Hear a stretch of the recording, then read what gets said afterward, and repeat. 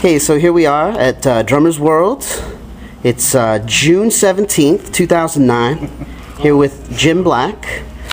And Jim, as part of our YouTube series, what kind of advice could you give to a young drummer just coming to New York City, trying to find his or her way about town, musically? Well, in all honesty, I would say have an idea what you want to do musically, because there's a lot of places you could end up here, and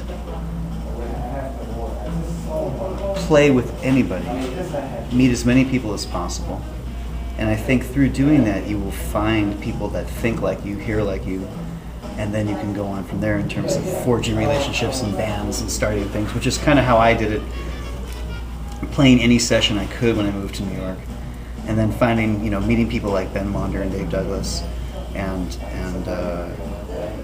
developing that trust musically, where eventually they bring out their own music, and it goes from playing standards and tunes to their 12-page operas for trio and things like that. But I still think it's the best way to meet people. Just be confident enough to go up to anybody that you like their music and ask them to play. And even if they say no, it's worth doing it.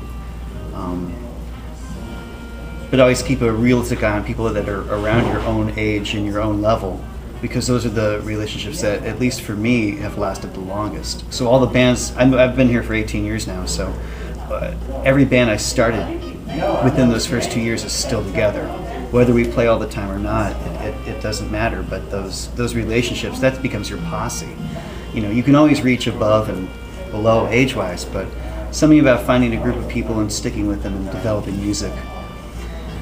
And find a way to get gigs and sell it, make those albums, try to tour.